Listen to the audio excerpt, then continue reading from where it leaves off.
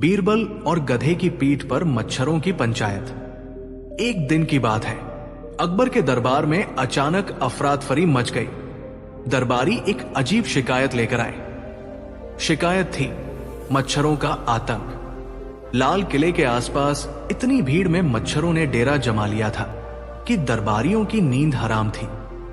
रात को तो छोड़ो, दिन दोपहर में भी मच्छरों की फौज लोगों के कान में गुनगुनाकर उनका चैन छीन लेती।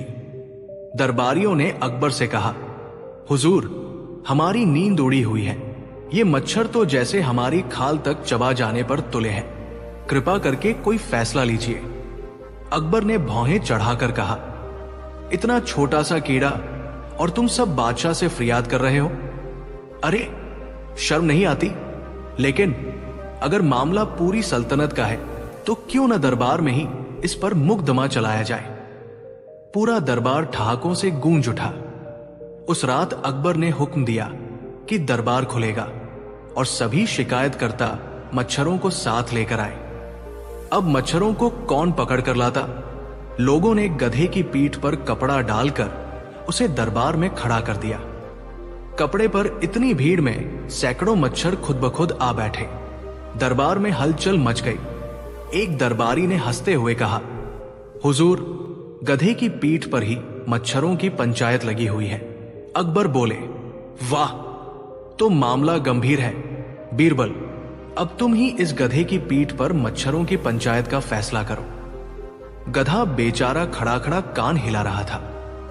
कभी पूंछ हिलाता तो कभी गर्दन झटकता। मच्छर कान में घुसते तो वो जोर से रेंगता। अकबर हंसते हंसते बोले, लगता है गधा ही गवाह है। बीरबल, पूछो इससे। बीरबल ने गधे के कान में धीरे से कहा, ओ गधे महाराज, बताओ, मच्छरों ने तुम्हारे साथ क्या किया? गधा तुरंत जोर से ढेंचू बोला। पूरा दरबार ठहाकों से गूंज गया। बीरबल ने गंभीरता से कहा, हुजूर, गधा साफ कह रहा है। मच्छर उसके कान खाते खाते पागल कर चुके हैं। बीरबल ने मजाकिया लहजे में कहा, हुजूर, अब मच्छरों की दलील भी सुननी चाहिए। आखिर पंचायत है तो दोनों पक्षों को बोलने का हक है। दरबारियों ने हंसते हुए कहा, हा हा, जरूर सुनाओ। बीरबल ने खुद ही मच्छरों की तरफ से बोलना शुरू किया। हम मच्छर गरीब हैं, खून पीकर ही जीते हैं। अगर इंसानों और जानवरों का खून न पिए तो हम मर जाए। हमें भी तो जीने का हक है।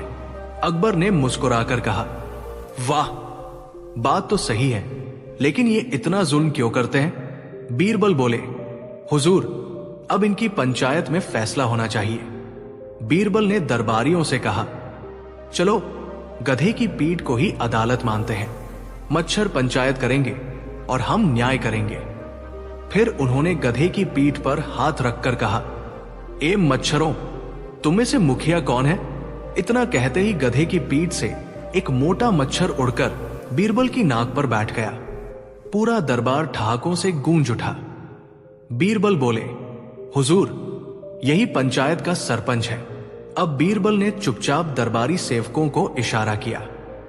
सेवकों ने दरबार में धूप और अगरबत्ती जलाई। धुएं से सारे मच्छर गधे की पीठ से उड़कर भागने लगे। बीरबल ने कहा, हुजूर, देखिए ये कैसे भाग रहे हैं। असली पंचायत यही है कि जहां धुआं और सफाई होती है वहां मच्छर टिकते ही नहीं। समस्या का हल तलवार से नहीं, सफाई से होगा।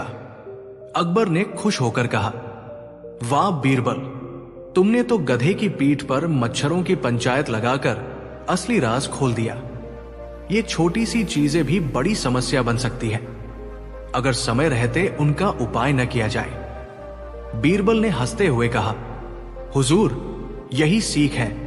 बड़ी से बड़ी परेशानी का हल भी समझदारी और सफाई से निकल सकता है। गधे और मच्छरों ने हमें यही सिखाया। पूरा दरबार ठहाकों और तालियों से गूंज उठा। गधा भी जैसे संतोष से रेंक उठा। ढेंचो। मोरल, सीख, छोटी सी लापरवाही बड़ी परेशानी को जन्म देती है। समस्याओं का हल हमेशा समझदारी और व्यवस्था से निकलता है, न कि गुस्से या सजा से। कभी कभी सबसे छोटे जीव भी हमें बड़ी सीख दे जाते हैं। जब शेख चिली ने गधे को बीरबल का गुरु बता दिया। एक दिन की बात है, दरबार के बाहर शेख चिली अपनी बेवकूफियों से सबका मनोरंजन कर रहा था। कभी आसमान में डंडा हिलाकर कहता, देखो मैं बादलों को हिला रहा हूं, तो कभी मिट्टी में गड्ढा खोदकर बोलता, यहां से सोना निकलेगा। लोग हंसते हंसते लोटपोट हो जाते। उसी समय बीरबल दरबार से निकल रहे थे। उन्होंने देखा कि शेख चिल्ली एक गधे को खूब सजा कर लाया है। उसके गले में घंटी, सिर पर लाल पगड़ी और पूंछ पर रंग बिरंगे फूल बांध रखे हैं। बीरबल ने हंसते हुए पूछा, अरे शेख चिल्ली, ये गधे को इतना क्यों सजाया है? क्या बारात में जा रहे हो? शेख चिल्ली ने अकड़ कर कहा, बीरबल भाई, अब से ये गधा आपका गुरु है। बीरबल हैरान, गधा मेरा गुरु? ये कैसी बात? शेख चिल्ली बोला, हां, ये गधा महान है। ये हर गूंगी भाषा समझता है। ये कभी झूठ नहीं बोलता और ये आपकी तरह हमेशा शांत खड़ा रहता है। अगर इसे गुरु मान लोगे तो सब समझ जाओगे। भीड़ ठहाके लगाने लगी। लोगों ने ये मजाक अकबर तक पहुंचा दिया। अकबर ने बीरबल को बुलाकर हंसते हुए कहा, बीरबल, सुना है तुम्हारा गुरु अब एक गधा है, सच है क्या? बीरबल मुस्कुराए, हुजूर, ये शेख चिल्ली की हरकत है। वो कहता है कि गधा मुझे सिखा सकता है। अकबर बोले, तो फिर क्यों ना हम दरबार में आज गधे को गुरु मानकर देख लें, मजा आएगा। दरबारियों ने भी शोर मचा दिया। हा, आज गधे की गुरुता की परीक्षा होनी चाहिए। गधे को दरबार में बुलाया गया। वो आते ही जोर से ढेंचू बोला। पूरा दरबार ठहाकों से गूंज गया। अकबर बोले, बीरबल, अपने गुरु से पहला सबक पूछो। बीरबल ने गधे के कान में धीरे से कहा, गुरुदेव, पहला सबक दीजिए। गधा अचानक पूंछ हिलाने लगा और जमीन पर बैठ गया। बीरबल ने झुककर सलाम किया और कहा, हुजूर, गुरु कह रहे हैं, सबसे बड़ा सबक है विनम्रता। जब तक झुकोगे नहीं, ज्ञान नहीं मिलेगा। दरबार तालियों से गूंज उठा। अब अकबर ने कहा, ठीक है, एक और सबक दो। गधे ने जमीन से सूखी लकड़ी का टुकड़ा उठाकर चबाना शुरू कर दिया। बीरबल हंसकर बोले, हुजूर, गुरु कह रहे हैं, जो चीज बेकार लगे उसमें भी कुछ काम का छिपा हो सकता है। जैसे सूखी लकड़ी चबाकर दांत मजबूत होते हैं। दरबार फिर हंसी और तालियों से गूंज उठा। फिर गधा अचानक दरबार के बीच जाकर जोर से ढेंचू ढेंचू करने लगा। अकबर ने कहा, यह क्या मतलब है? बीरबल मुस्कुराए, हुजूर, गुरु कह रहे हैं, कभी भी अपनी आवाज दबाओ मत। सच बोलने की हिम्मत रखो, चाहे लोग हंसे या नाराज हो। अकबर मुस्कुराए और बोले, वाह बीरबल, तुमने तो गधे की हर हरकत को अनमोल शिक्षा बना दिया। असल में गधा तुम्हारा गुरु नहीं, बल्कि तुम्हारी बुद्धि ही असली गुरु है। बीरबल ने नम्रता से कहा, हुजूर, सच्चा गुरु वही है जो हमें हर जगह सीख ढूंढना सिखा दे, फिर चाहे वो गधा ही क्यों न हो। मोरल, सीख, हर चीज में सीख छुपी होती है, बस उसे देखने की समझ चाहिए। सच्चा बुद्धिमान वही है जो मजाक को भी ज्ञान में बदल दे, चाहे हालात कितने ही अजीब हो। अगर दृष्टि सही है तो हर अनुभव गुरु बन सकता है। अकबर और बीरबल वो दिन जब एक साधु ने दरबार को चुनौती दी। फतेहपुर सीकरी का दरबार हमेशा ही विचार विमर्श, न्याय और बुद्धिमत्ता से गूंजता रहता था। एक दिन दोपहर के समय दरबार की शुरुआत हो ही रही थी कि अचानक महल के मुख्य द्वार पर हलचल मच गई। एक लंबा चौड़ा भव्य वस्त्र पहने साधु अंदर आया। उसकी आंखों में अजीब सी चमक थी और उसके चेहरे पर आत्मविश्वास का भाव। वो बिना अनुमति मांगे सीधे दरबार में पहुंचा और ऊंची आवाज में बोला, हे बादशाह अकबर, क्या आपका दरबार इतना शक्तिशाली है कि मेरी चुनौती का सामना कर सके? दरबार में सन्नाटा छा गया। कुछ मंत्री नाराज हुए, कुछ भयभीत। पर अकबर ने संयम से कहा, महाराज, आप कौन हैं और क्या चाहते हैं? साधु ने मुस्कुराकर उत्तर दिया, मैं सत्य का साधक हूं। मैं देखना चाहता हूं कि आपके दरबार में बुद्धि किसके पास है।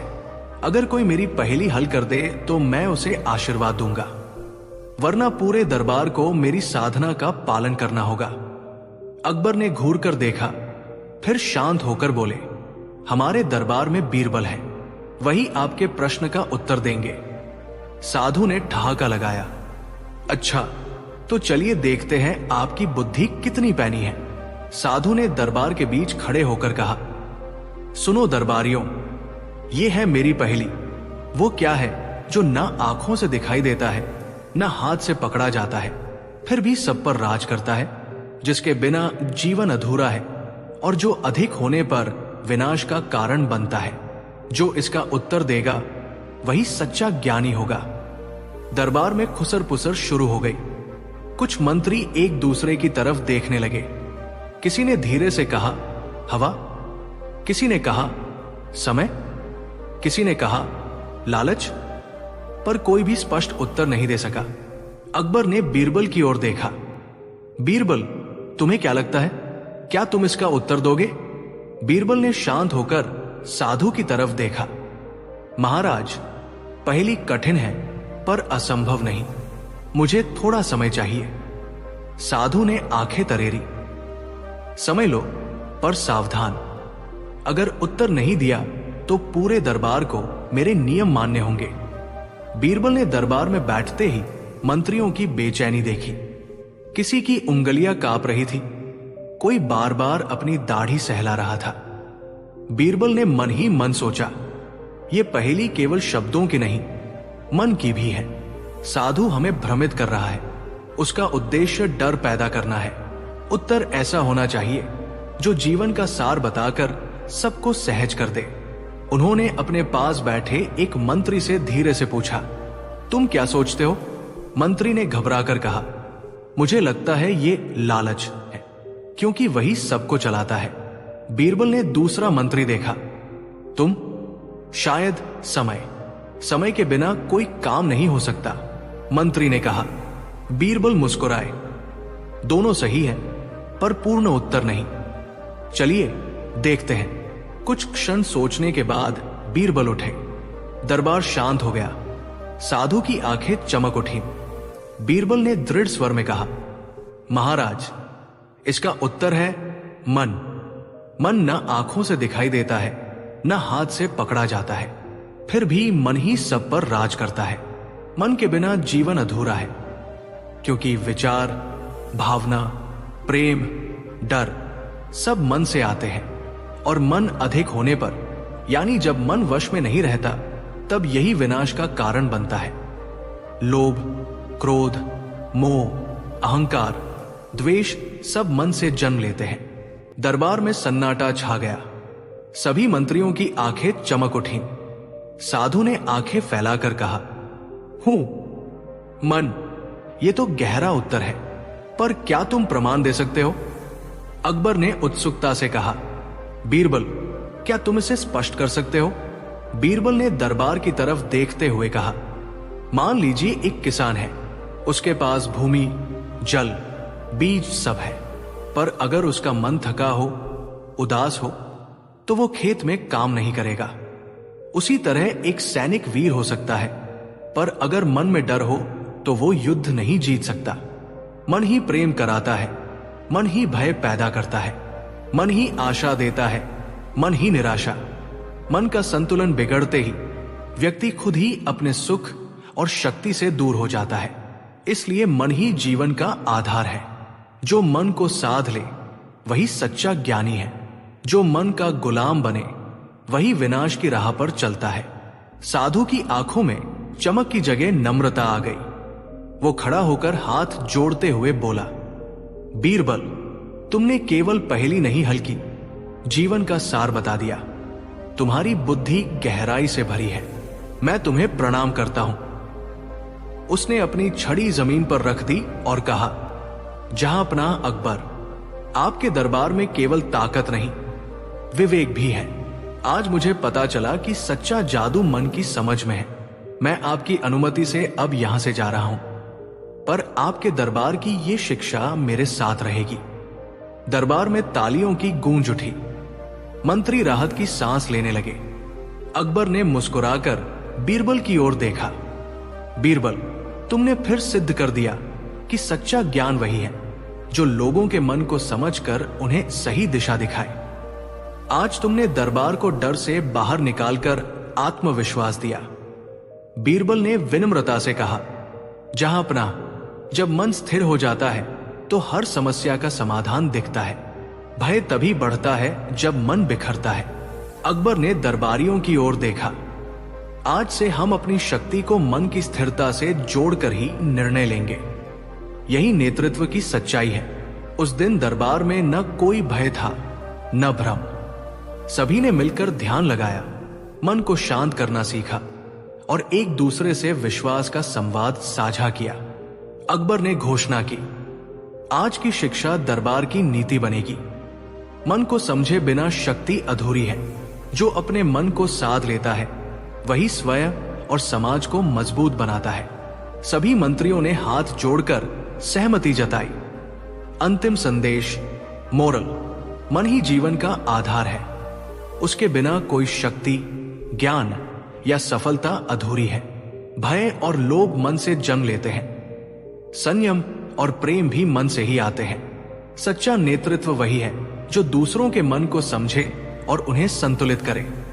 जो अपने मन को साधता है वही कठिन से कठिन चुनौती का सामना कर सकता है। बाहरी जादू क्षणिक होता है, लेकिन मन की समझ स्थायी शक्ति देती है। जब बीरबल ने जादूगर को उसकी चाल में ही फंसा दिया।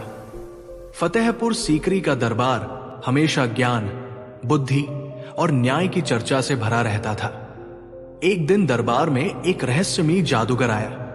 उसके कपड़े रंग बिरंगे थे, हाथ में चमकती हुई छड़ी थी और चेहरे पर आत्मविश्वास का भाव। उसने दरबार में प्रवेश करते ही घोषणा की, हे बादशाह अकबर, मैं उस कला का उस्ताद हूं जिसे कोई समझ नहीं सकता। मैं जादू से मनुष्य की आंखों के सामने चीजें बदल सकता हूं। जो मुझे चुनौती देगा मैं उसे मात दे दूंगा। दरबारियों में खुसर पुसर शुरू हो गई। किसी ने कहा, यह तो बड़ा चमत्कारी है। किसी ने कहा, देखना कहीं दरबार में उपद्रव न मचा दे। अकबर ने मुस्कुराकर पूछा, क्या तुम सच में ऐसा कर सकते हो? जादूगर ने छड़ी घुमाकर कहा, जहांपना, मैं ऐसा जादू कर सकता हूं कि आपकी आंखों के सामने हवा में महल बन जाए और फिर उसी क्षण गायब ही कर दूं। आपके मंत्री भी मेरा मुकाबला नहीं कर सकते। यह सुनकर दरबार में हलचल मच गई। मंत्री डर गए, पर अकबर ने शांत स्वर में कहा, यह खेल बुद्धि का भी है। दरबार में हमारे बीरबल भी हैं। क्या तुम उन्हें चुनौती दोगे? जादूगर ने ठहाका लगाया, बेशक, मैं उस आदमी को परास्त करूंगा जो केवल शब्दों से खेलता है। सभी दरबारी बीरबल की तरफ देखने लगे। कुछ सोच रहे थे कि बीरबल इस जादूगर का सामना नहीं कर पाएंगे, पर बीरबल ने शांत होकर कहा, जादू भी उसी का चलता है जो दूसरों को भ्रमित कर सके, लेकिन जहां समझदारी हो वहां भ्रम टिक नहीं सकता। मैं तुम्हारी चुनौती स्वीकार करता हूं जादूगर जी। जादूगर हंसा, तो फिर आज दरबार में दिखेगा कि असली चमत्कार किसका है। अकबर ने आदेश दिया कि दरबार में जादू का प्रदर्शन हो और उसका मुकाबला भी। सभी उत्सुक होकर सभा में बैठ गए। वातावरण में रोमांच भर गया। जादूगर ने अपनी छड़ी घुमाई और मंत्र बुदबुदाया। अचानक दरबार के बीचों बीच एक चमकता हुआ महल बन गया। महल की दीवारें सुनहरी थी, दरवाजे हीरे जैसे चमक रहे थे और भीतर से संगीत की आवाज आ रही थी। दरबारी दंग रह गए। किसी ने कहा, सचमुच जादू है। किसी ने कहा, ऐसा महल तो कभी देखा नहीं। जादूगर ने गर्व से कहा, देखा, ये मेरी शक्ति है। अब बताइए, क्या आप इसे छू सकते हैं?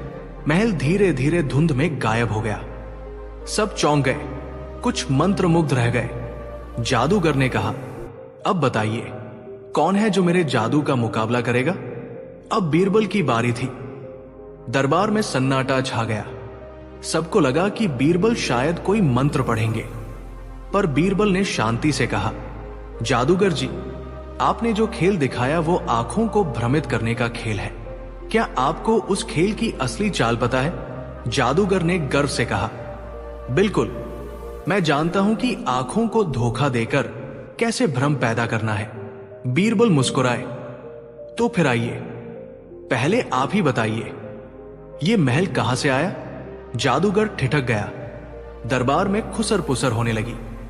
जादूगर ने कहा, ये जादू से प्रकट हुआ है। बीरबल ने हंसते हुए कहा, जादू से आया, यानी जादू की चाल से। तो अब उसी चाल में आपको फंसना होगा। दरबारियों में हलचल हुई। जादूगर चौंक गया। अकबर मुस्कुरा दिए। बीरबल ने एक बड़ी थाली मंगवाई। उसमें कांच के टुकड़े, चमकीले कपड़े और रंगीन कागज रखे। फिर उन्होंने कहा, जादूगर जी, आप अपनी आंखों से देखिए। मैं एक ऐसा महल बनाऊंगा जो सच होगा, भ्रम नहीं। पर शर्त है, आप अपनी आंखें बंद करके बताइए कि यह महल कहां है। जादूगर ने आत्मविश्वास से कहा, मैं बिना देखे बता दूंगा। बीरबल ने थाली में कांच के टुकड़ों से महल का आकार बना दिया। उसके ऊपर रंगीन कपड़े बिछाकर उसे चमकदार बना दिया। फिर बोले, अब अपनी आंखें बंद करिए और बताइए कि महल कहां है। जादूगर ने आंखें बंद की। बीरबल ने धीरे से थाली को दूसरी तरफ सरका दिया और कहा, बताइए, महल किस दिशा में है? जादूगर ने अंदाजा लगाया, उत्तर दिशा में। बीरबल ने आंखें खोलने का संकेत किया। जादूगर ने देखा, महल अब दूसरी तरफ था। दरबार में हंसी गूंज उठी।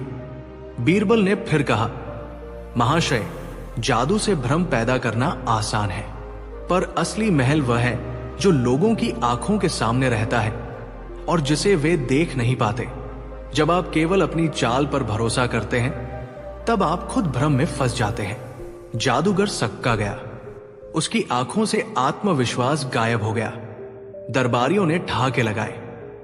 अकबर हंसते हुए बोले, जादू केवल भ्रम नहीं, समझ का खेल भी है। जो अपनी चाल में खुद ही फंस जाए, वो सबसे बड़ा हारने वाला होता है।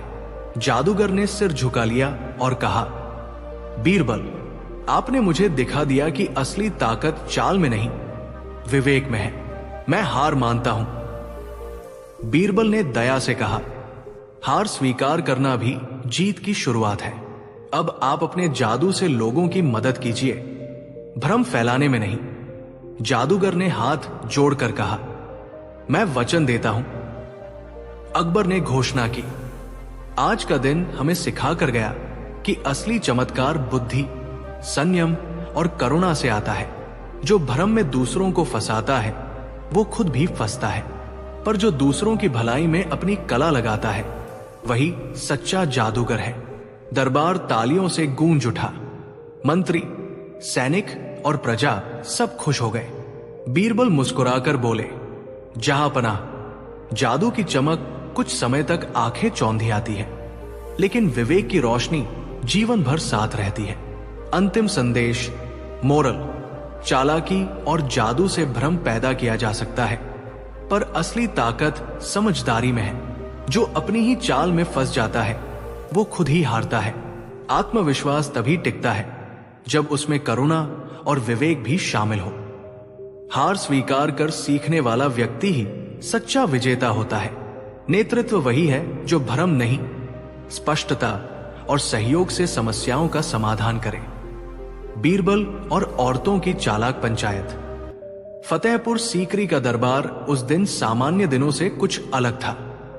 बादशाह अकबर आराम से गद्दी पर बैठे थे और दरबारी अपनी अपनी चापलूसियां करने में लगे थे। तभी दरबार के दरवाजे पर जोर जोर से शोर सुनाई दिया। पहरेदार भागते हुए आया और बोला, जहां पनाह, बाहर गांव की कई औरतें खड़ी हैं।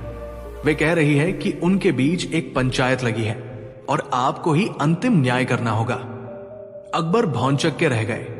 गांव की पंचायत और औरतें, और वो भी शाही दरबार में। दरबारी खिलखिलाने लगे।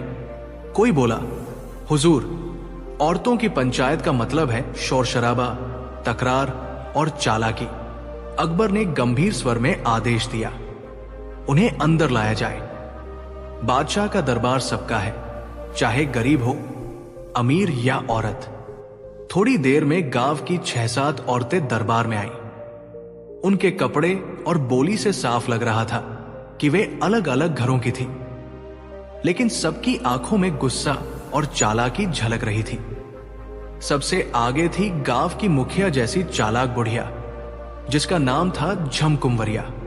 वो बोली, जहांपनाह, हम सब औरतों ने मिलकर पंचायत बुलाई थी, पर फैसला नहीं हो पाया। अब हमने सोचा कि जब आप जैसे बादशाह बैठे हैं, तो क्यों ना हम अपनी पंचायत आपके दरबार में कर दें। अकबर मुस्कुराए, वाह, तो अब हमारा दरबार गांव की पंचायत बनेगा? अच्छा, तो बताओ मुद्दा क्या है? औरतें आपस में चिल्लाने लगी। एक बोली, जहांपनाह, गांव का कुआं हमारे आंगन की तरफ है, तो उसका पानी हमारा हुआ। दूसरी बोली, नहीं, कुआं सबका है, लेकिन उसमें से रस्सी और बाल्टी मेरी है। तीसरी बोली, चुप रहो, कुएं पर छाव देने वाला पीपल का पेड़ मेरे बाप दादा ने लगाया था, तो असल मालिक मैं हूं।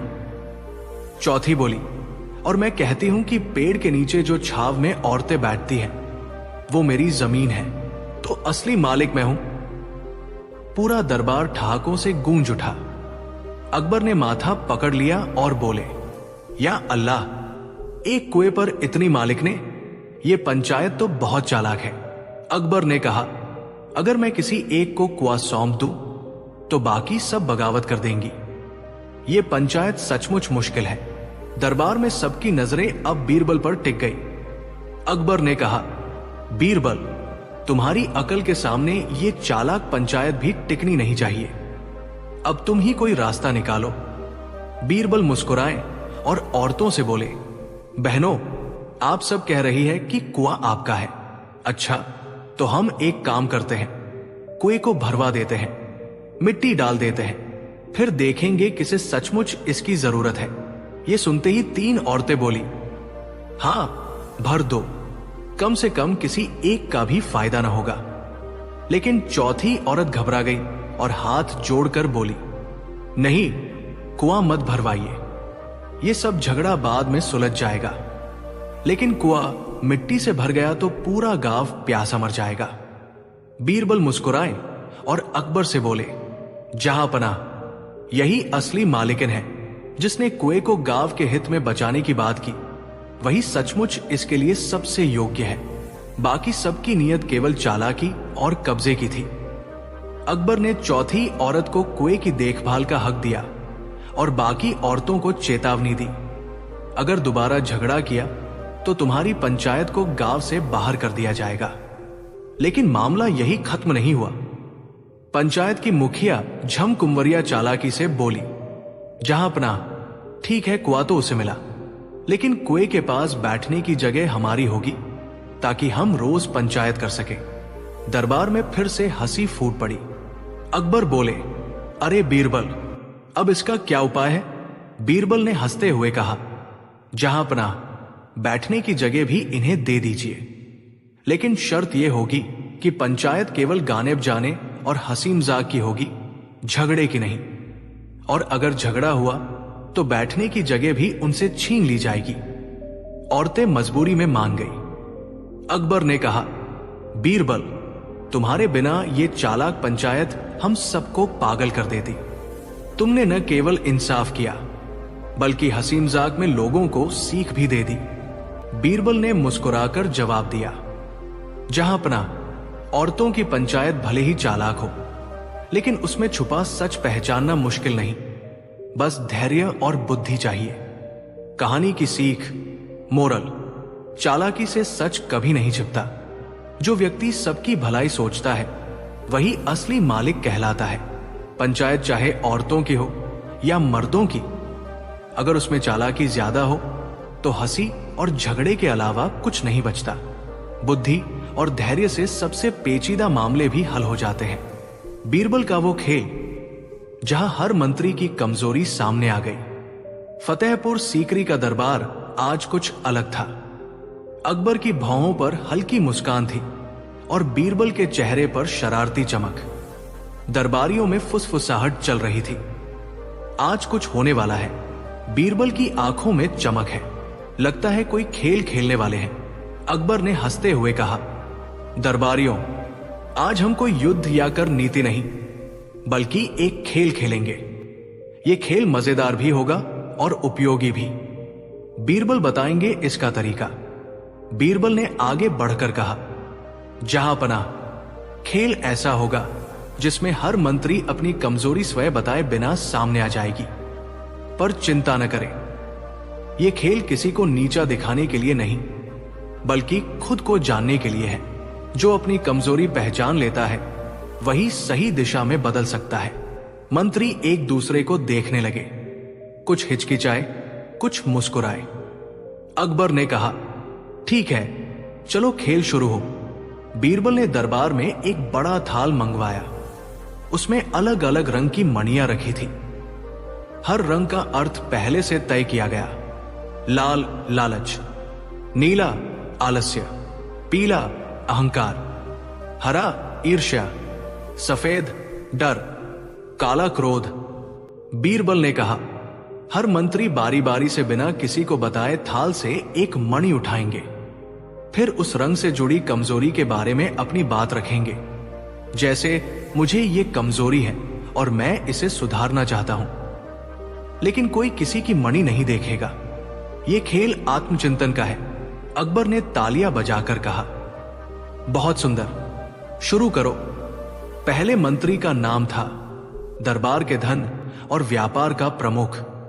उसने बिना देखे मणि उठाई और कहा, मेरी कमजोरी लालच है। मैं धन बढ़ाने के पीछे इतना भागता रहा कि कभी संतोष का आनंद नहीं ले पाया।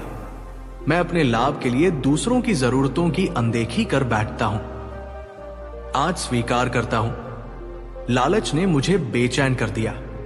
दरबार में हलचल मच गई।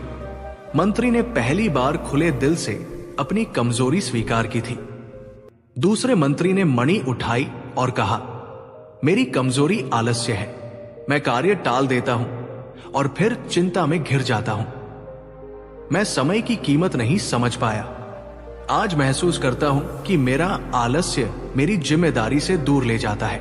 अकबर ने गंभीर होकर कहा, सच बोलना ही सुधार की शुरुआत है। तीसरे मंत्री ने मणि उठाई और कहा, मेरी कमजोरी अहंकार है। मैं खुद को सबसे बेहतर समझता रहा, दूसरों की राय को कम महत्व दिया। इससे कई अच्छे विचारों से वंचित रह गया। अब समझता हूं कि नम्रता ही महानता का मार्ग है। दरबार में कुछ मंत्री मुस्कुराए, कईयों ने सिर हिलाकर सहमति जताई। चौथे मंत्री ने मणि उठाई और कहा, मेरी कमजोरी ईर्ष्या है। मैं दूसरों की उन्नति देखकर मन ही मन जलता रहा। यह जलन मुझे अपने लक्ष्य से दूर ले जाती रही। अब तय किया है कि दूसरों की सफलता से प्रेरणा लूंगा, न कि जलन। दरबारियों ने तालियां बजाई। पांचवें मंत्री ने मणि उठाई और कहा, मेरी कमजोरी डर है। असफल होने का डर मुझे निर्णय लेने से रोकता रहा। मैं जोखिम से भागता रहा, पर अब समझता हूं कि डर से भागना समाधान नहीं, बल्कि आगे बढ़ने की बाधा है। मैं धीरे धीरे इसे जीतने की कोशिश करूंगा। अकबर ने कहा, बहुत अच्छा, डर स्वीकार करना ही बहादुरी है।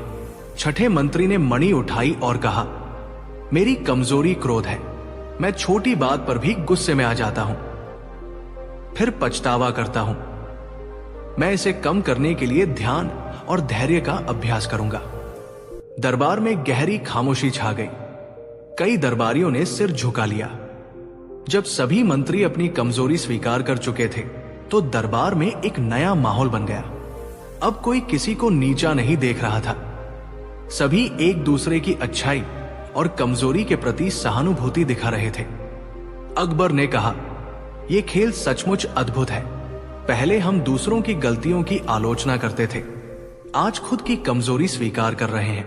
यही असली नेतृत्व है। बीरबल ने मुस्कुराकर कहा, जहांपनाह, कमजोरी छुपाने से वो बढ़ती है, स्वीकार करने से वो घटती है।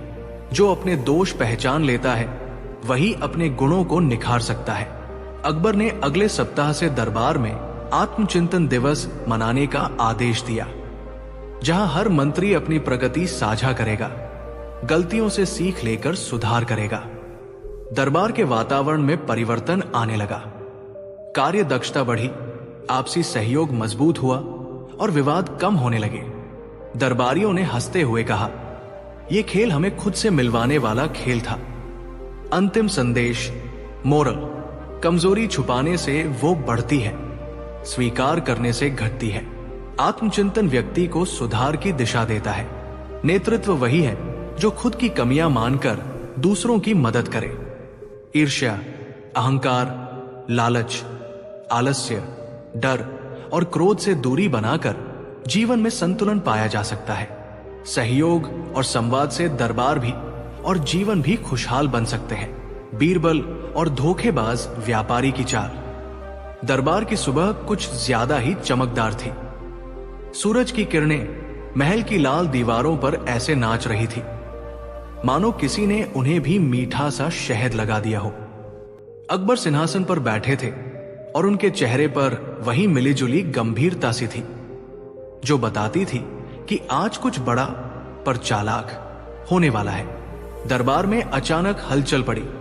महल का तंबाकू संबंधी गोदाम खोलने वाले मुख्तार दौड़े दौड़े आए और बोले, जहांपनाह, बाजार में एक नया व्यापारी आया है।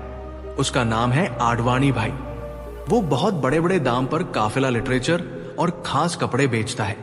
लोग कह रहे हैं कि उसने कल ही कई दुकानदारों को बहकाकर उनसे सस्ता माल लेकर महंगाई में दोहरा दाम लगा दिया। और जो लोग पूछने गए उन्होंने कहा कि यह तो हमारी किस्मत थी। अकबर की आंखें चमकी। नैनी झलक में शरारत थी पर भीतर नफ्स-ए-न्याय भी धड़क रहा था। उन्होंने तुरंत बीरबल को बुलाया। बीरबल भी उसी वक्त अंदर आ गए। चेहरे पर मासूमियत, पर आंखों में वो तेज ठहाका जो हमेशा किसी नई पहेली की तैयारी में रहता है।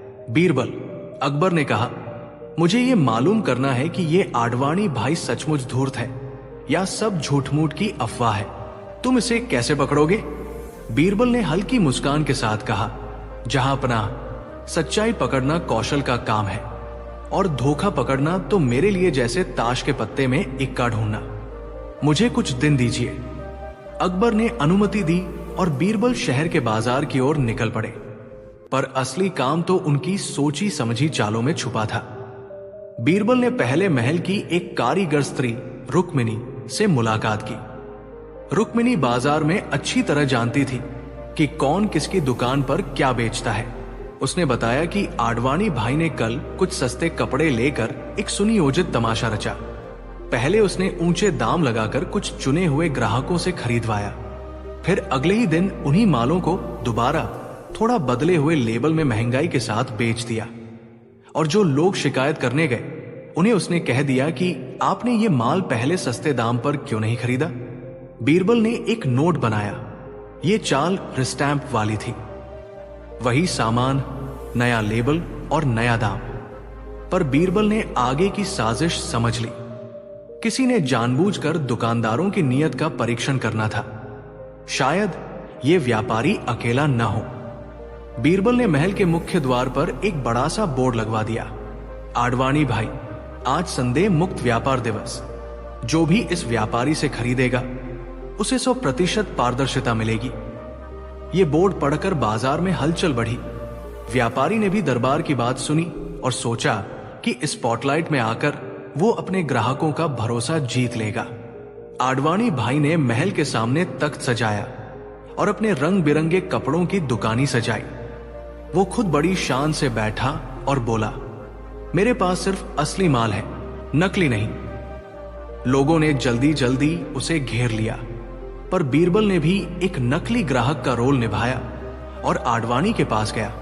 बीरबल ने बड़े भोलेपन से कहा, भाई, तुम्हारा शॉल बहुत सुहावना है, पर क्या तुम ये बताओ, ये शॉल किस गधे के ऊन से बनी है? आडवाणी ने बड़े गर्व से कहा, नैतिकता भैया, ये विक्रम शॉल है, विशेष ऊन से बनी है।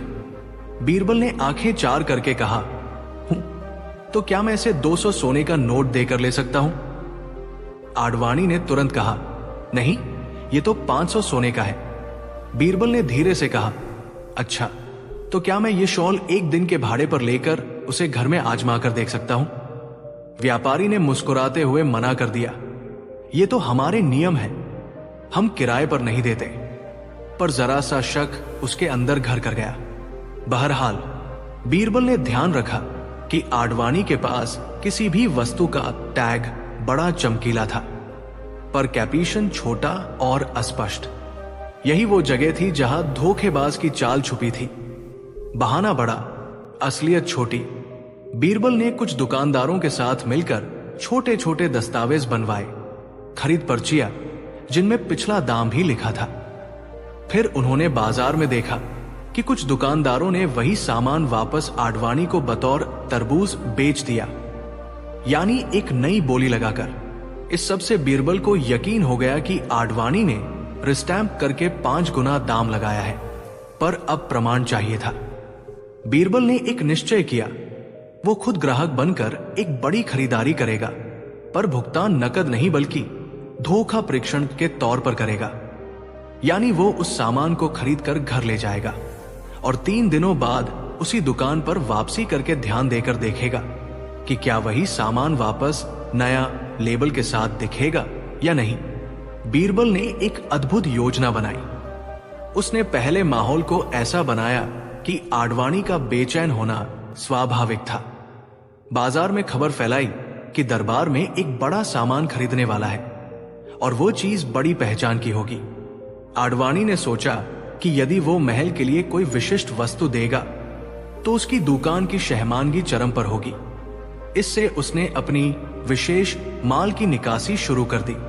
बीरबल ने उसी समय एक नौजवान नौकर को रखा जिसका नाम छोटा लाल था।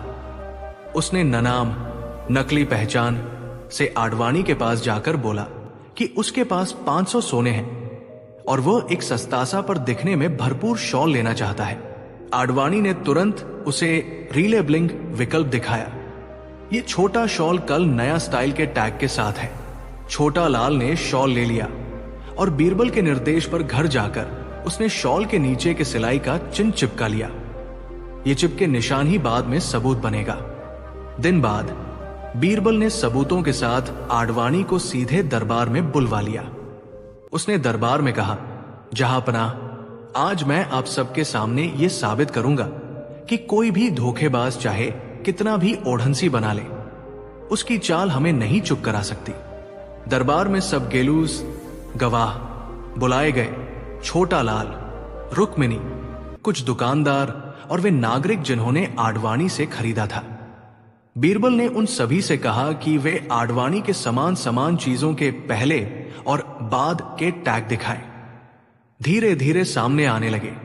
पहले टैग पर लिखा था खास गोदाम नंबर 12, मुनाफा कम, और दूसरे टैग पर चमकीले अक्षरों में लिखा हुआ था रेस्ट्रेटेड प्रीमियम, लिमिटेड एडिशन। अकबर ने आडवाणी से पूछा, तुम्हारी नीति क्या है? क्या तुम सामान का रिडिस्ट्रीब्यूशन करके अलग दाम लगाते हो? आडवाणी ने शुरू में घमंडी अंदाज में कहा, हुकुम, मेरा काम व्यापार है। मैंने ग्राहकों को वही दिया जो वे मांग रहे थे। पर छुपे निशानों और दुकानदारों के बयान के सामने उसके शब्दों की हवा निकल गई। बीरबल ने अंतिम चाल चल दी।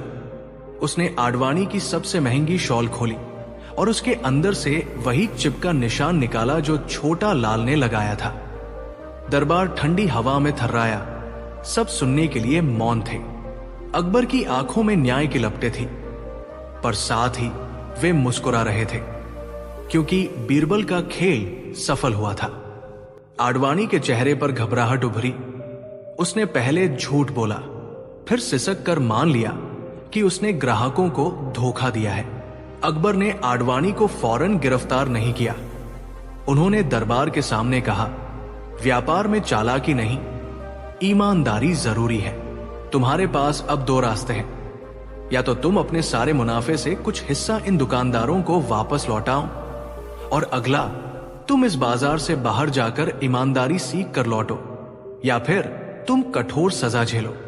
आडवाणी ने हाथ जोड़कर कहा, जहांपनाह, मेरी गलती थी। मैंने लालच में आकर लोगों को बहका दिया। मुझे दया दीजिए। अकबर ने देखा कि उसके बोलने में सच्चाई है। वो डर कर नहीं, पछतावे के साथ कह रहा है। अकबर ने दरबार की दयानीति अपनाई और कहा, ठीक है, हम तुम्हें सीखने का मौका देते हैं। तुम अगले 6 महीने हमारे सरकारी गोदाम में काम करोगे और हर चीज का हिसाब किताब सीखोगे। अगर तुम फिर भी वही करतूत करते हो तो सख्त सजा पाओगे। आडवाणी ने स्वीकार कर लिया। बीरबल ने एक हल्की सी टिप्पणी की, जहां अपना लालच की जंजीर तो अक्सर आदमी को अपना कैदी बना देती है और वही कैदी फिर दूसरों को भी बंदी बना लेता है। अंत में बाजार में फिर से शांति और थोड़ा सा मजाक। कुछ दिनों बाद वही बाजार फिर से रंगीन हो गया। आडवाणी खुले आम अपना अफसोस जताता और दुकानदारों ने उसे धीरे धीरे काम पर लगाया। उसकी पहली कमाई सीधे उन दुकानदारों के घाटे भरने में लगाई गई। लोगों ने उस पर निगाह रखी, पर अब वो ठगा हुआ नहीं लग रहा था, बल्कि सीखा हुआ।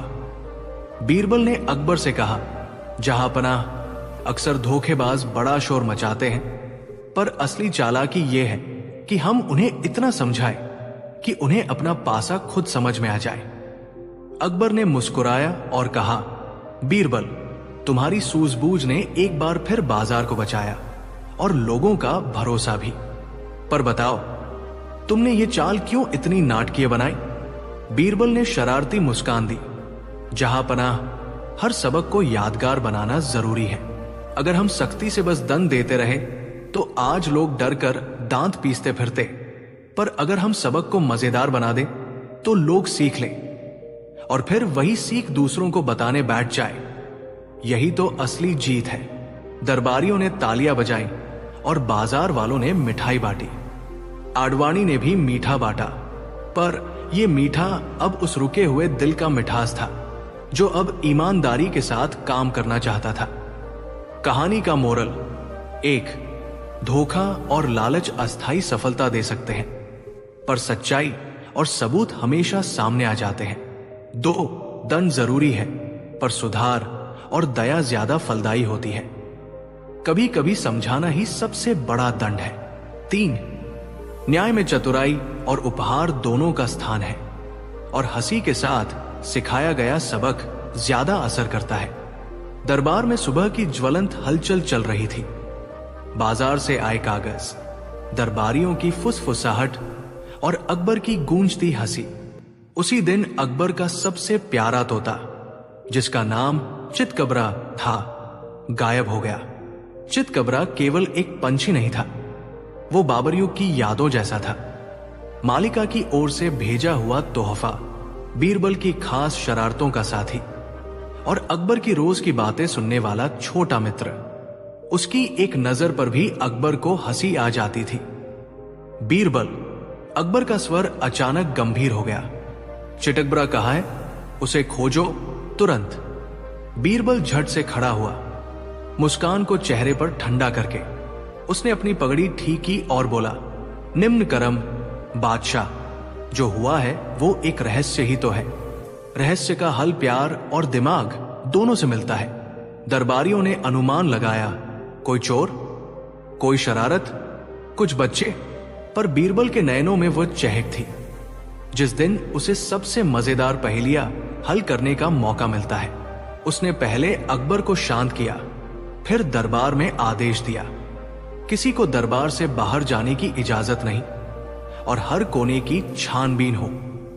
पर ध्यान रखें, चितकबरा के गायब होने में जो भी वजह है, संभवतः वो साधारण नहीं है।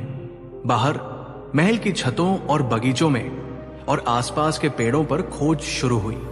सेनापति, दरबारी और गुलाम सब लगे, पर चितकबरा गायब ही था। पास पड़ोसी का कहना था कि उन्होंने रात में किसी अजीब रोशनी और हंसी सुनी थी, फिर एक हल्की पलक झपकन जैसी आवाज, और फिर न कुछ। बुधिया रानी जलरानी ने भी शिकायत की कि चितकबरा उसने कल शाम को आखिरी बार महल की बावड़ी पर देखा था, एक छोटी रस्सी के टुकड़े के पास बैठा। यह रस्सी बाद में पता चला किसी जटिल गांठ से जुड़ी हुई थी, और वो गांठ कोई आम गांठ नहीं थी। उसमें बहुत सूक्ष्म कापी का निशान था। यह कोई चोर वाला काम नहीं लगता, बीरबल ने कहा। यह तो किसी की योजना है, बहुत सोच विचार कर बनाई गई, इसलिए हमें असाधारण सोचनी पड़ेगी। अकबर ने चौंक कर पूछा, बीरबल, तुम क्या सोच रहे हो? बीरबल ने अपना कंठ थोड़ा ऊपर उठाकर कहा, बादशाह, आज चितकबरा गायब हुआ है, पर एक तोता ज्यों ही खोया सबका दिल हल्का हो जाता है। पर अगर यही खोना किसी बड़ी साजिश की शुरुआत हो तो हमें उसे समय रहते पकड़ना चाहिए। मैं 3 चीजें करूंगा। 1, 5 लोगों को दरबार से अलग करके पूछताछ करूंगा। 2, शहर में कुछ खास नोटिस चिपकाऊंगा। 3, और मैं चितकबरा के पुराने शौक की सूची बनवाऊंगा। वो हर दिन क्या करता था, किसके पास जाना पसंद करता था, किस तरह की गूंज उसे भाती थी। अकबर ने अनुमति दी। बीरबल ने तुरंत उन 5 लोगों की सूची मांगी जो अक्सर चितकबरे के पास बैठे रहते थे। रसोई की एक बड़ी मालिका, एक बूढ़ा लकड़हारा जो सुबह महल के पास से गुजरता था, एक रंगीन बाजारिया, एक युवा चित्रकार, और अरे, वो नाम सुनकर अकबर के होंठ हिल गए। सज्जन, वो तो मेरे नजदीकी हंसमुख गायक तन्हा आलम है ना? है, बीरबल ने कहा, पर तन्हा आलम कुछ अलग किस्म का आदमी है। वो कभी कभी महल के आसपास कुछ खास नगमे गाता है जो चितकबरे को बहुत भाते थे। चलिए मिलते हैं। पहला मुलाकात तन्हा आलम के साथ हुई। वो किसी उदास दिल सजा में बैठा था, किंतु उसके आंसुओं की बजाय उसके शब्दों में संगीत था। बीरबल ने बड़े प्यार से पूछा, तुम्हें कल रात कुछ दिखा या सुना? तन्हा आलम ने धीरे से कहा, मैंने कल रात एक चमक देखी थी, जैसे चिराग की लौ तेज हो गई हो, और किसी ने एक मीठा गीत गुनगुनाया, पर मैं उस गीत में एक अजनबी सुर सुन रहा था। गीत अधूरा था, जैसे किसी ने बीच में ही रुककर पंछी उठा लिया हो। बीरबल ने सिर हिलाया और कहा, ठीक है, तुम अच्छा कर रहे हो। कल रात इस शहर में आसपास के आंगनों में कुछ मशरूफ तंबू लगे हुए थे। उनमें से एक के पास से हमारे लकड़हारे ने सुबह सुबह आवाज सुनी। वो लकड़हारा बताता है कि उसने कुछ अजनबी आवाजें सुनी और एक रेशमी कंबल का टुकड़ा भी देखा। बीरबल ने दूसरी तरफ चलकर बाजारिया से बातें की। उसने बताया कि कल रात एक अजनबी महिला चुपचाप कुछ वस्तुएं बेच रही थी, रंग बिरंगे छोटे कप और खिलौने, पर उसकी नजरें कहीं और थी। चित्रकार ने बताया कि उसने आखिरी बार चितकबरा को महल की अंदरूनी दीवार के पास देखा, जहां अक्सर वो चित्रकार के रंगों के पास बैठकर चमकीले रंगों को निहारता रहता था। अब कहानी में ट्विस्ट आया। बगीचे का माली, जो कि साधारण सा मगर चतुर निकला, एक छोटी सी लिखावट दिखाने लगा, कबूल जैसा कुछ। बीरबल ने तुरंत उस लिखावट को देखा और यह महसूस किया कि यह किसी पुराने दस्तावेज में प्रयुक्त ऐसे अक्षरों जैसा है जो अक्सर उन लोगों द्वारा इस्तेमाल होते हैं जो कदम छुपाकर चलते हैं, यानी कोई जासूस या फिर दिल वाले सज्जन जो अपने काम में चतुर हो। बीरबल मुस्कराया।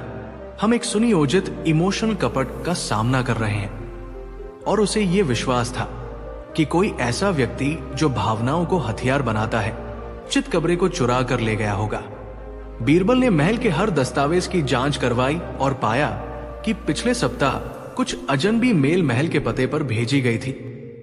कुछ अद्भुत तथ्य थी। एक पत्र में लिखा था कि हम तुम्हारे तोते के साथ विनिमय करना चाहते हैं, एक दुर्लभ आराधना के फूल के बदले। यह पत्र विज्ञान की भाषा में नहीं लिखा था, बल्कि कविता जैसी भाषा में लिखा था, जिसका मकसद था भावनाओं के जरिए अकबर को हिला देना। बीरबल ने तुरंत निर्णय लिया। वो एक चाल चलने वाला था, लेकिन बगैर हिंसा के।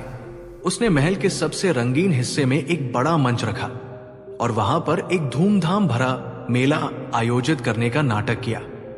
संदेश यह था कि अगर चितकबरा सुरक्षित है तो वो वापस आ जाएगा, क्योंकि उसे भीड़, रंग और गुनगुनाते सुरों में आनंद आता है। साथ ही उसने मेलों में कुछ नकली रहस्यमयी झरोखे भी लगाए। चितकबरा के लिए थोड़े बहुत प्रयोग किए गए, पर असल जाल तो बीरबल ने संसद की तरह लगाया। उसने चितकबरे के खोने की खबर को एक तरह से फैलाया कि जो भी चुराया था उसे लगता कि अब अत्यधिक सावधानी बरती जा रही है और वो गलती कर देगा। रात जब मेला लगा तो हर तरफ रोशनी, संगीत और रंग बिखरे हुए थे। अकबर खुद मंच के पास बैठे थे, पर बीरबल आंखों में शरारत। तभी भीड़ में एक अजनबी नजर आया। एक महिला काठी पर फूलों का पल्ला लड़ी हुई और चेहरा नकाब से आधा छिपा हुआ। वो महिला चुपके से महल की ओर बढ़ी, जैसे कोई अपना सामान लौटा रही हो, पर बीरबल की नजरें तेज थी। बीरबल ने एक छोटा सा संकेत दिया और उसी संकेत पर महल के कुछ विशेष दरबारी धीरे धीरे उस महिला की ओर बढ़े। महिला जितनी शांति से बढ़ रही थी उतनी ही घबराई भी दिखाई दे रही थी। वो अचानक रुकी और उसके पास से एक कैनवास सा डिब्बा गिर गया। डिब्बे में चंद रंग के टुकड़े और एक छोटा सा तराजू निकला, पर चितकबरा नजर नहीं आया।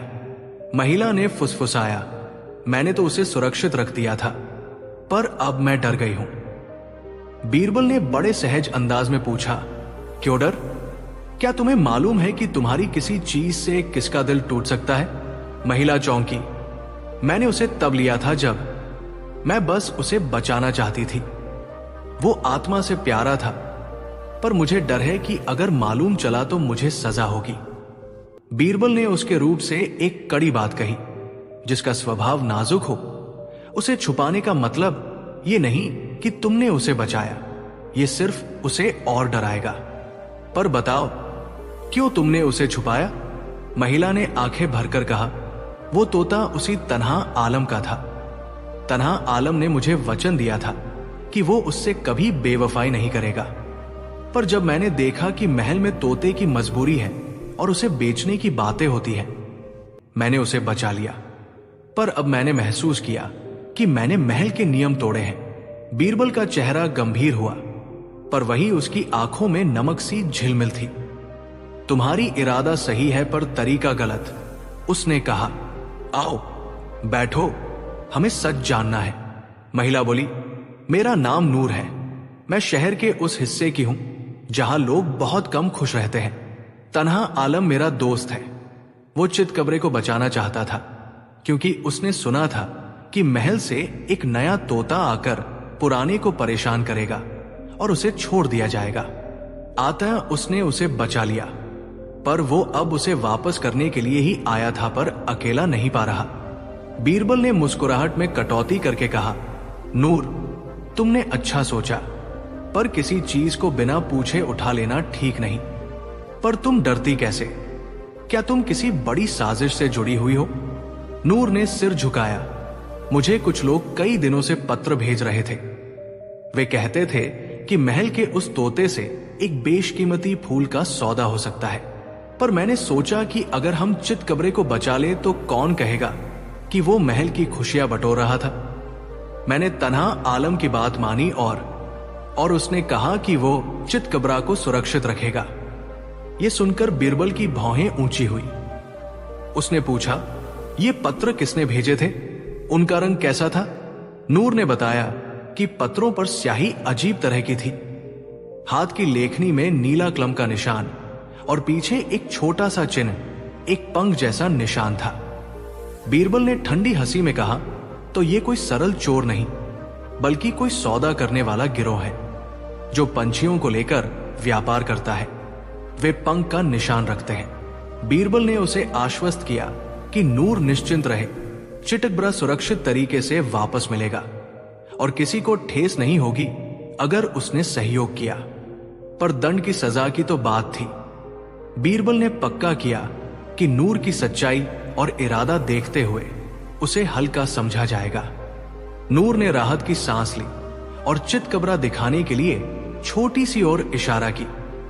डिब्बे की कटोरी में छोटा सा खिलौना था, पर चितकबरा नहीं था। बाहर उस समय तन्हा आलम की उपस्थिति भी महल के पास छाया हुआ थी, पर वो छुपा हुआ नहीं था। वो दरअसल बाहर खड़ा था और चितकबरा की खामोश आवाज सुन रहा था। चितकबरा ने लगे हाथों एक अजीब सी बाजारिया की दुकान पर रहस्य सुलझाया हो। वो वहां से रुक रुक कर कुछ खाने की चीजें लेता था। तन्हा आलम ने बताया कि कल रात कुछ बड़े लोग आए थे, जिन्होंने चितकबरे को पकड़कर किसी और के पास ले जाने की धमकी दी, पर वो भाग निकला और किन्हीं सुरों पर पहुंच गया। अब मामला और रोमांचक हुआ। बीरबल ने सोच समझकर उन पत्रंशों को मिलाकर एक और चाल चली। उसने महल के गुप्त दरबार में कुछ नकली खजाना छुपाया और उस खजाने में वो कुपोषित सोचा कि बहुत कीमती चीजें हैं, ताकि खरीदार हार मानकर अपना खेल छोड़ दे। साथ ही उसने पंख का निशान रखने वाले गिरोह को भी चुनौती दी। एक संदेश के जरिए लिखा गया, जो भी हमारे पंखों वाले गिरोह से जुड़े होंगे, हम उन्हें धैर्यपूर्वक पूछेंगे, पर अगर उन्होंने चितकबरा को नुकसान पहुंचाया तो उनका अंजाम बुरा होगा। रात ढली और गिरोह का असली चेहरा सामने आने लगा। वो गिरोह असल में एक छोटी सी दुकान के मालिक का नेटवर्क था। वे शहर के कुछ अनाथ बच्चों को लेकर पंक्षियों का व्यापार करते थे। कभी कभी उनकी नीयत खराब बनी रहती, पर उनके कुछ सदस्यों का इरादा अमानवीय नहीं था। गिरोह के मुखिया का नाम मजहर था, एक चालाक आदमी जो दिखने में सौम्य पर अंदर से सौदागर्म था। मजहर ने पहले ही अटैच कर रखा था कि अगर कोई महल का तोता उसके पास आएगा तो वो उसे दुर्लभ फूल के साथ बदल देगा।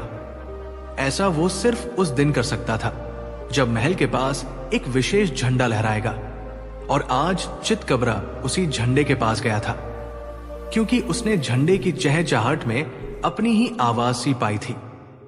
बीरबल ने मजहर को पकड़ने के लिए एक और चाल चलाई। उसने मजहर के एक भरोसेमंद सदस्य को महल में बुलाया और उसे विशेष सुरक्षा का काम दे दिया। महल के दरबार में वो सदस्य स्वतंत्र रूप से घूम सकता था और किसी भी समय बाहर किसी को भेज सकता था। पर बीरबल ने उस सदस्य के पास एक छोटा सा संदेश छुपा दिया, जिसमें लिखा था कि मजहर अब एक नए सौदे में फंसा है और इसका भंडाफोड़ होना निश्चित है।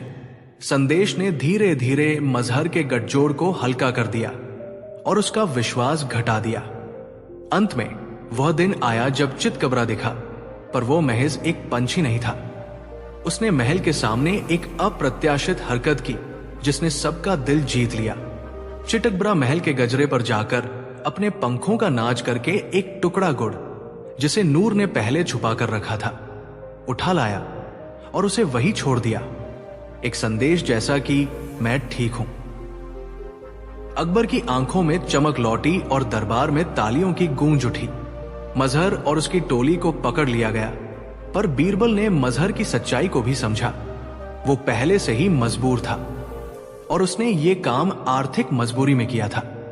बीरबल ने अकबर से विनती की कि मजहर को कठोर दंड न दिया जाए, पर उसे ऐसा काम न करने का मार्ग दिखाया जाए। अकबर ने बड़ी दयालुता दिखाई। मजहर को केवल हल्की सजा दी गई और उसे शहर में कुछ अर्थोपार्जन के काम दिए गए, जिनसे वो ईमानदारी से कमाने पर मजबूर हो। नूर को माफ कर दिया गया, पर उसे महल की सेवाओं में लगाकर बच्चों को पढ़ाने का काम दे दिया गया, ताकि उसकी भलाई का व्यवहार समाज के लिए उपयोगी बन सके। तन्हा आलम को भी एक सम्मानित जगह दी गई। उसको महल में गाने के लिए बुलाया गया, ताकि वो अपनी कला से लोगों का मनोरंजन करे और उनका विश्वास जीत सके। और चितकबरा, वो फिर से अकबर के कंधों पर लौटा, पर इस बार उसकी चोटिल पंखों में एक नई चमक थी, नाजुक पर स्थायी। अकबर ने उसे निहारते हुए कहा, बीरबल, तुम्हारी बुद्धि और दया ने आज फिर से साबित कर दिया कि न्याय केवल सख्ती नहीं है, ये दया, समझ और पुनरुद्धार भी है। दरबार में आया चालाक साधु। दरबार की सभा तभी तलक हुई जब दरवाजे पर एक साधु घुटनों तक मैली चादर लपेटे, सिर पर छोटा पगड़ी सा बांधा, हाथ में एक तफ्तीली कटोरा लेकर आया और बोला, जहांपना, मैं वे हीरा खोजने वाला साधु हूं जो लोगों के दिल का सोना निकाल लेता है, पर पहले एक परीक्षा देना जरूरी है। जो 3 सवालों का सच्चा जवाब दे उसे ये कटोरा दूंगा, पर ध्यान रहे, हर सवाल के बाद जो उत्तर सबसे बेतुका लगेगा वही सही हो सकता है। अकबर ने रुचि से पूछा, 3 सवाल कौन कौन? साधु मुस्कुरा कर बोला, पहला, बताओ सच क्या है। दूसरा, सबसे बड़ा धन क्या है। तीसरा, किसे सबसे ज्यादा मान मिलना चाहिए। दरबार में एक सन्नाटा सा छा गया। तुरंत बहस छिड़ गई। मुबारक बोला, सच तो वही जो दस्तावेज में लिखा हो। गुलाम ने टोका, नहीं, सच वही जो राजा बोले। कुछ दरबारी हंसे, कुछ मुट्ठियां गिनने लगे। बीरबल ने साधु की चालाक आंखों में चमक देखी और धीरे से कहा, हुकूमत, मेरे पास एक तरीका है। हम हर सवाल 3 अलग अलग तरीकों से परखेंगे, सुनकर, करके और महसूस करके। सच को सिर्फ शब्दों से नहीं पकड़ा जा सकता। अकबर ने इशारा किया, ठीक है बीरबल, करो जो सोचा। साधु ने पहला सवाल किया। लोग बड़े बड़े बयान देने लगे। दस्तावेज, राजा का फरमान, कागज पर लिखी हकीकत। तभी छोटी सी मीना, नर्तकी, ने चुपचाप कहा, सच तो वही जो कोई छुपा न सके। जैसे मां का दिया हुआ लड्डू, उसे छुपाया नहीं जा सकता। दरबार में हल्का ठहाका हुआ। बीरबल ने मुस्कुराकर कहा, सही कहा, पर साबित करना होगा। रात होते ही बीरबल ने राजधानी के मोहल्लों में बिना बताए लोगों की बातें सुनी। किसी ने अपने बेईमानी स्वीकार की, किसी ने किसी को मदद करते पकड़ा गया।